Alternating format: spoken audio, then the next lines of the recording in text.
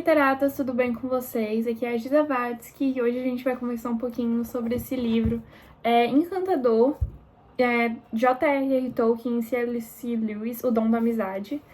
Esse daqui é uma espéciezinha de biografia, que a gente vai ter a história dos dois e como que um influenciou o outro na escrita, né? Eu acho que isso que o leitor quer saber, afinal das contas.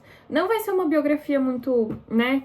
Não vai explorar muito a história de cada um, mas vai contar um pouquinho sobre, assim, a gente não vai chegar de cara do Tolkien e dos Lewis se encontrando em Oxford, boom. A gente vai ter sim um passado, a gente vai ficar sabendo de como que os dois tiveram, de fato, uma vida bem difícil. O Tolkien mesmo, que se tornou órfão muito cedo. E o Lewis, que também perdeu a mãe e o pai também, não tão cedo quanto ele perdeu a mãe muito cedo, mas o pai ele ainda conseguiu conviver bastante com ele. A gente vai também ficar sabendo de como que o Tolkien acabou virando um católico apostólico romano, através da conversão de sua mãe, e de como ele foi adotado, né, entre aspas, pelo Padre Morgan, e como o Padre Morgan teve influência sobre ele. Mas essa questão da vida dos dois pessoalmente, né, sobre os anos de formação, que é o nome do capítulo, não vai muito longe. A gente acaba acompanhando cada um de forma cortada, entre aspas, porque quem vai até os 30 anos, daí ele conta um pouco do Lewis até os 30 anos, sabe? A gente tem isso até os dois se encontrarem. Quando eles se encontram, o autor já acaba juntando as histórias mesmo. E eu quero comentar que esse livro aqui é escrito com base em diários, porque nós temos sim diários dos dois e bastante registro. E também nós temos muitas cartas. Então o autor vai colocar muito disso aqui e de comentários de outras pessoas que conviveram com os dois. Bom, eu não vou comentar um pouquinho muito dos pormenores da vida dos dois, porque eu pretendo ler a biografia deles até o ano que vem. Então eu trago vídeos mais detalhados, né, sobre a vida do Lewis e a vida do Tolkien mesmo. Então eu vou partir direto para a amizade dos dois. Ambos lecionaram em Oxford, por mais que o Tolkien acabou conquistando talvez um pouco de maior prestígio, não sei se eu posso colocar assim, e o Lewis, ele demorou bastante para ser reconhecido na universidade, tanto que ele nem conseguiu uma cátedra, foi só em Cambridge, que ele só aceitou por conta do amigo que acabou recomendando ele, e aí ele acabou aceitando por influência do Tolkien, porque senão ele não teria essa cátedra. Uma outra coisinha também que a gente tem aqui nesse livro é a primeira impressão do Lewis, que ele anotou num diário, tá na página 80, e ele vai falar um pouquinho do que ele achou, né, à primeira vista do seu amigo, né, que em um futuro se tornaria tão íntimo e que acabaria transformando de forma tão profunda. Vocês já vão entender o decorrer do vídeo. O que o Lewis diz do Tolkien à primeira vez. Talvez a primeira coisa que se notava nele era que tinha uma compleição extraordinariamente corada, quase como se fosse ter uma apoplexia a qualquer momento. Tinha traços bem marcados, bastante sólidos, belos, olhos expressivos, um tipo físico muito sólido, uma voz clara e enfática. Falava em muita boa prosa, poder-se-ia gravá-la, acrescentar um pouco de pontuação e fazer algo como um ensaio. Vestia-se de modo muito informal, sempre usava paletó e tweed e calça de flanela, que na época era um uniforme de população estudantil. Quem diria, não é, que essa primeira impressão teria gerado um impacto, teria transformado, né, em amigos tão próximos e tão íntimos, porque ambos se reuniam com muita frequência, não trocavam muitas cartas, porque eles se viam, de fato, quase todo dia, o que é, né, uma amizade muito bonita. E aqui a gente também vai ficar sabendo de que o Lewis era uma pessoa muito extrovertida. E o Lewis que montou os Inklings, por exemplo, que é o clube de escrita que eles tinham, o C.S. Lewis, o Tolkien e alguns outros professores de Oxford, e que nele eles compartilhavam vários escritos. Tanto que as primeiras versões do Hobbit foram lidas aqui, as Crônicas de Nárnia também, O Senhor dos Anéis foram compartilhadas, e aqui a gente também tem que a primeira edição do Senhor dos Anéis foi dedicada a esse grupo, porque aqui o autor coloca que se não tivesse os Inklings e principalmente o apoio do C.S. Lewis, nós nunca teríamos tido a publicação do Senhor dos Anéis. Então, para vocês terem uma noção de como que isso foi um impacto mesmo na vida dos dois. No final do capítulo, o último capítulo, a gente vai do porquê, o que cada um influenciou na vida do outro, né? E a gente tem que o Tolkien influenciou muito a vida do C.S. Lewis, mas principalmente que o Tolkien escreve uma carta que a principal influência do amigo na vida dele foi ele escutar sempre e motivá-lo a continuar escrevendo, porque o Tolkien foi uma pessoa muito dedicada em relação aos seus escritos, uma pessoa muito cabeçuda nesse quesito, e se não fosse pelo C.S. Lewis, talvez ele nunca tivesse terminado as obras dele. Então a gente tem, sim, o Senhor dos Anéis hoje em nossas mãos, graças a talvez essa amizade. Talvez não, com certeza. Aqui a gente também tem que o que ligava esses dois amigos, que a primeiro momento eram tão diferentes, era a questão dos contos de fada e também essa questão da imaginação, porque ambos foram crianças com uma imaginação muito fértil. O Tolkien desde sempre teve uma paixão por línguas antigas, como grego, latim, e na infância ele se apaixonou por finlandês e galês, tanto que as línguas élficas dele são baseadas nisso, né? E aí a gente tem que os amigos, eles defendiam essa questão do conto de fadas para adultos. O Tolkien influenciou o Lewis um pouco quanto a isso. Na página 112 dessa minha ediçãozinha, a gente vai ter um pouquinho sobre o conto de fadas, porque eles defendiam ambos, e isso era algo que tornava-os mais próximos, né? Sobre o conto de fadas para adultos, porque hoje, e naquela época e afins, nós temos muito essa questão, nós tínhamos e temos essa questão de que contos de fadas são para crianças, e os dois discordam disso completamente. E acho que a gente tem muito essa visão atualmente pela questão da Disney, né? Porque quando você pensa em contos de fada, você já vai pensar na Cinderela, Bela e a Fera, A Pequena Sereia, né? Então aqui, ó, na página 112. Além de oferecer um mundo secundário, com uma consistência interna da realidade, um bom conto de fadas, na opinião de Tolkien, tem outras 3 características-chave, estruturais. Primeiro, ajuda a criar no leitor o que Tolkien chama de recuperação, isto é, a restauração de uma visão verdadeira do significado das coisas ordinárias e humildes que compõem a vida e a realidade humana, coisas como o amor, pensamento, árvores, colinas e comida. Segundo, o bom conto de fadas oferece uma evasão da nossa visão estreita e distorcida da realidade do significado, a evasão do prisioneiro, não a fuga do desertor. Terceiro, a boa história oferece consolo, que conduz à alegria, de modo semelhante à experiência que Lewis delineara em Surpreendido pela Alegria, que é uma biografiazinha do Lewis que ele escreveu, né? Um tal consolo, argumentou Tolkien, só tem significado porque as boas histórias apontam para a maior história de todas, o Evangelho de Jesus. Esse relato no século I tem todas as características estruturais de um conto de fadas, mito ou grande história, e, adicionalmente, é verdadeiro na história humana factual. O maior de todos os contadores de histórias entrou em sua própria história. Tolkien acreditava de fato que o próprio Deus viera à Terra como um humilde ser humano, um rei como Aragorn, disfarçado, aparentemente um tolo, como Frodo, que arrisca a vida para destruir o Anel Governante. Lembrando que Tolkien era um católico apostólico romano, legado deixado pela sua mãe, e ele foi educado pelo padre Morgan, que teve uma influência significativa nele. Então, já que eu toquei nesse assunto, vamos conversar um pouquinho sobre a conversão do C.S. Lewis.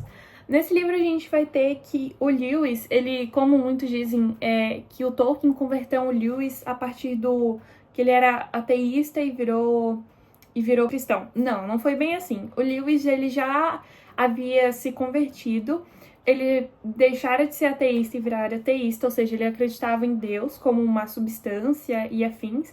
Tanto que tem um episódio que é descrito aqui que ele estava em um ônibus e ele começou a sentir algo muito apertado. E quando ele chegou em casa, ele se ajoelhou e rezou para um Deus que, por mais que ele não tivesse intimidade, não soubesse o que era, ele sabia que existia. Então a gente tem já essa mudança, e quando o Tolkien convence o C.S. Lewis, não é algo tão brutal. O C.S. Lewis já estava convencido de que existia de fato um Deus. Então, como é que se deu essa conversa? A gente vai ter aqui, não exatamente a conversa em si, registro em cartas ou coisas do tipo, mas qual foi a questão do... Qual foi o argumento do Tolkien para convencer o C.S. Lewis? Ambos acreditavam muito nessa questão do mito, como eu li, e dos contos de fadas. E para eles, como eu falei, uma boa história tem que ser uma subcriação.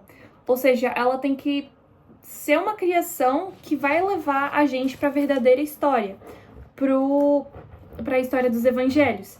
E o Lewis já acreditava nessa questão do mito. Então, quando o Tolkien fala sobre isso e percebe que a verdadeira história está na página 86. Tolkien argumentara a favor dos evangelhos cristãos na base do amor universal pela história, que para ele era sacramental. Seu poema Mitopopeia nos dá uma boa ideia do fluxo da conversa. Tolkien escreveu que o coração humano não é composto de falsidade, mas recebe nutrição e conhecimento do sábio, e ainda o relembra. Apesar de ser antiga alienação, os seres humanos não estão nem completamente abandonados por Deus, nem totalmente corrompidos.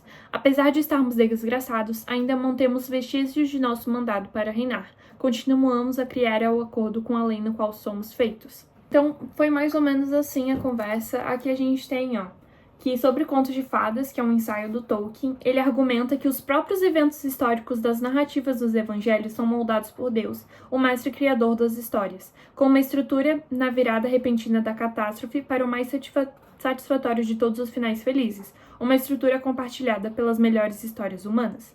Os evangelhos, em sua fonte divina, penetram assim a teia sem emendas na narração humana de histórias, esclarecendo e aperfeiçoando as percepções que Deus, em sua graça, permitiu à imaginação humana. Nos evangelhos, concluiu Tolkien, a arte foi verificada. Entre essa arte que apontava para a história mestra dos evangelhos, estavam os mitos nórdicos que Tolkien amara desde a infância, um amor e fascínio que compartilhava com Lewis. De fato, uma conversão muito bonita. Mas mesmo Tolkien tendo conseguido converter o Lewis ao cristianismo, ele nunca conseguiu convertê-lo ao catolicismo. Uma coisinha que eu queria... Vocês já viram, né? O Tolkien, de fato, católico, ferrenho. Eu vi um memezinho no Pinterest que era as Crônicas de Nárnia dentro do Cavalo de Troia entrando em Troia. Só que eu acho que as Crônicas de Nárnia, a gente não tem algo implícito, sabe? As pessoas sabem que Aslan significa Deus e que tudo isso é algo do evangelho. Nós não temos segredos quanto a isso, de fato. Assim, a pessoa lê e sabe exatamente sobre o que é.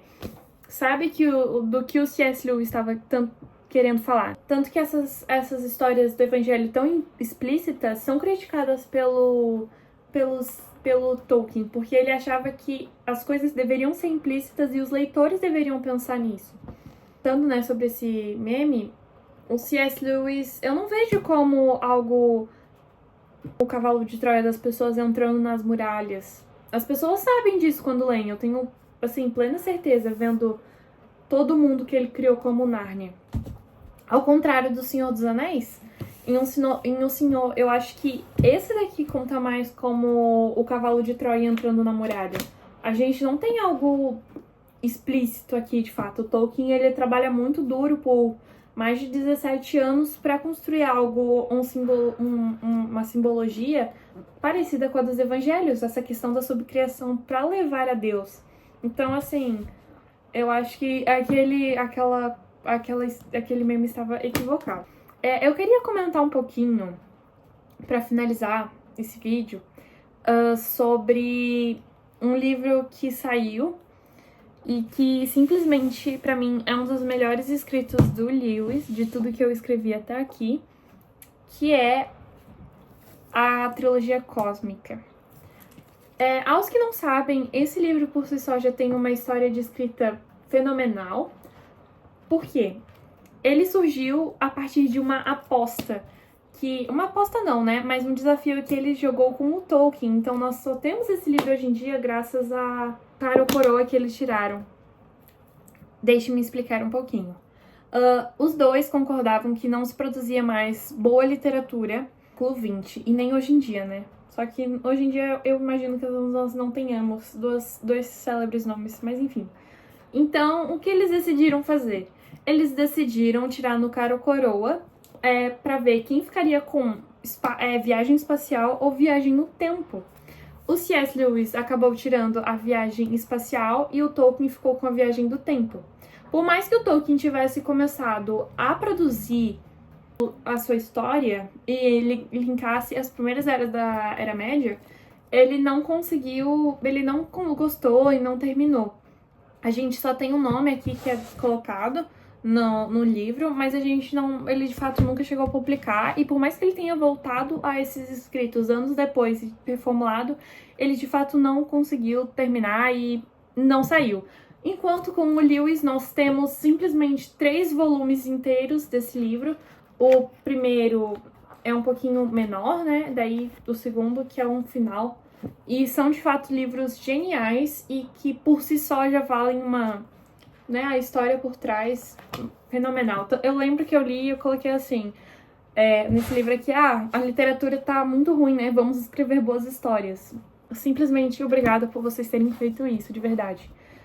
Aqui a gente vai ter que o Dr. Ransel, que é o protagonista disso daqui, vai ter características do nosso queridíssimo Tolkien. Ele é um filólogo, ou seja, um estudioso das línguas, e ele é uma pessoa que se afeiçoa muito ao Tolkien em alguns aspectos. Por mais que ele não seja 100% espelhado, ele é bem parecido, sim, com o Tolkien, e o C.S. Lewis quis fazer um pouquinho dessa homenagem a um amigo que agregou tanto a ele, né, e que de fato mudou tanto a sua perspectiva sobre tantas coisas. Eu vou falar que eu quase chorei em alguns momentos desse livro, porque é uma história tão linda e tão comovente. Aqui, quando a gente tem o funeral do C.S. Lewis, né, a gente tem o Tolkien falando...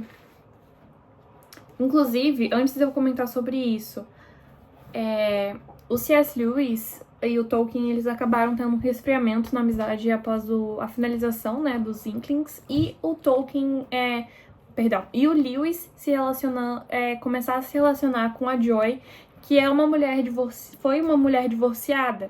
Então o Tolkien não aprovava isso e, de fato, depois desse relacionamento com a Joy, o Lewis acabou... Tanto que ele demorou pra contar pro Tolkien sobre isso, e o Tolkien não aprovava, e isso acabou afastando um pouco os dois amigos. Antes de eu falar um pouquinho desse funeral do Lewis, a gente tem aqui também um pouquinho... Ele vai contar um pouquinho da história do Senhor dos Anéis e das Crônicas de Nárnia. E nesse capítulo, Guarda-roupa de um Professor e Anéis Mágicos. A gente vai ter um capítulo que eu, assim, achei maravilhoso. A gente tem um enredo básico do Senhor dos Anéis e a gente também tem...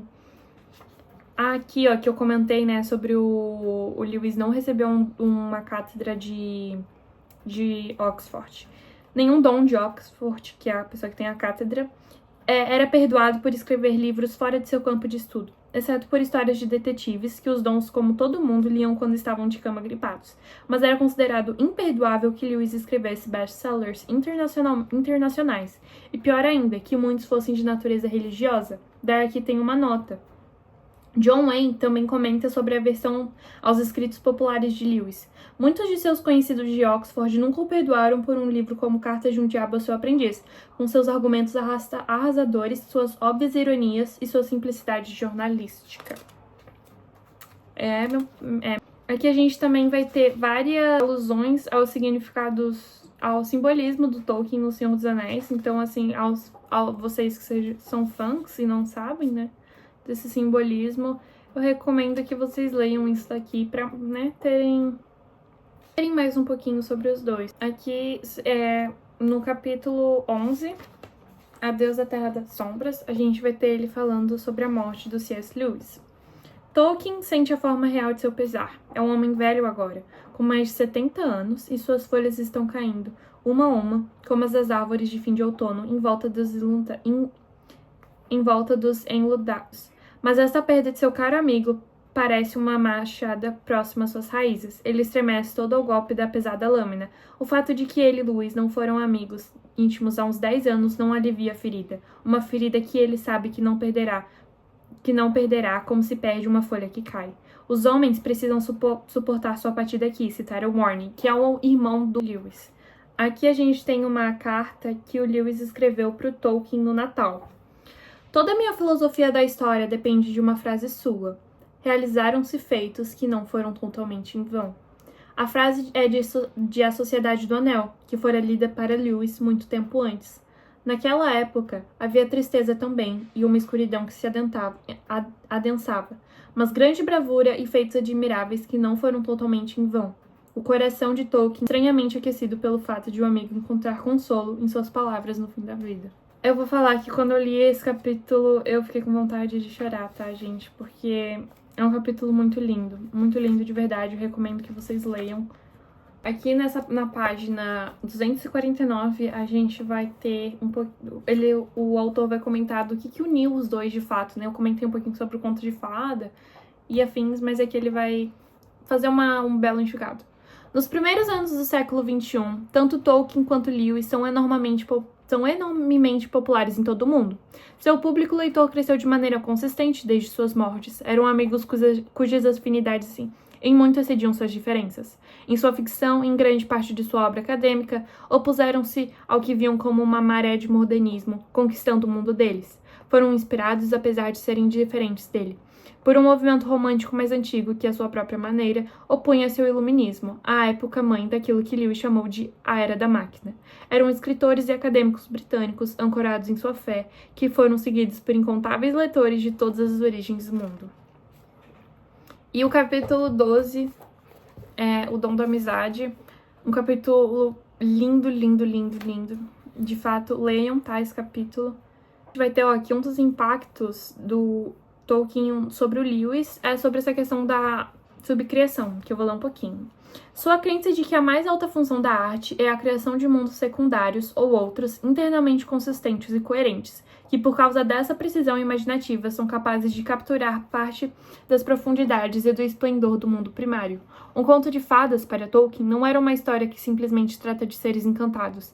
Eles são, em certo sentido, do outro mundo, tendo uma geografia e uma história ao seu redor. O conceito de subcriação de Tolkien era, na verdade, a característica mais distintiva de sua visão da arte. Apesar de enxergá-la em termos de fantasia inventiva, sua visão aplica-se de modo mais amplo. Os mundos secundários podem assumir muitas formas na arte, particularmente na ficção. A qualidade metafórica de um mundo inventado, seja ambientado neste ou em outro mundo, aprofunda ou de fato modifica nossa própria percepção da realidade e pode vivificar nosso espírito imortal. Sério, gente, leiam esse livro, tá? De verdade, é um livro belíssimo.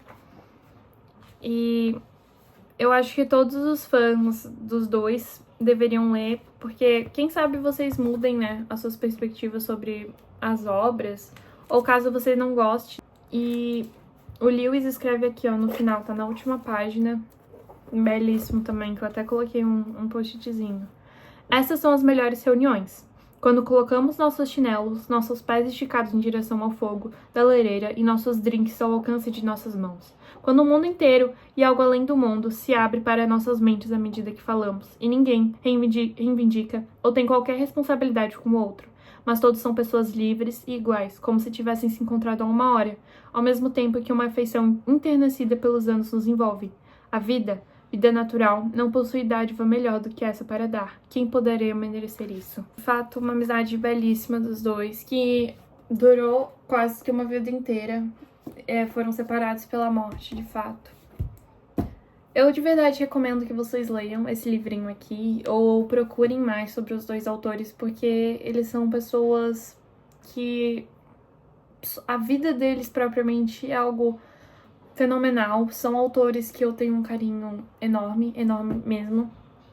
E caso você tenha se interessado por eles, além desse livro e por todas as biografias que você com certeza vai achar, e por todos os livros, né, que nós temos deles, o C.S. Lewis mesmo tem tanto livro, que eu espero até o fim da vida ler por toda a sua obra.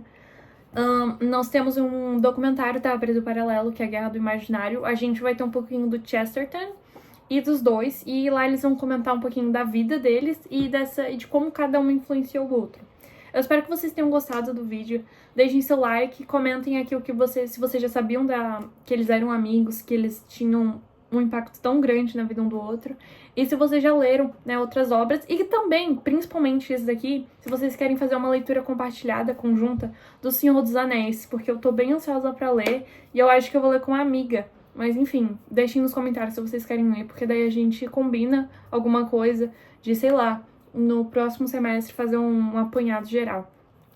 Super beijo, fiquem com Deus, até o próximo vídeo.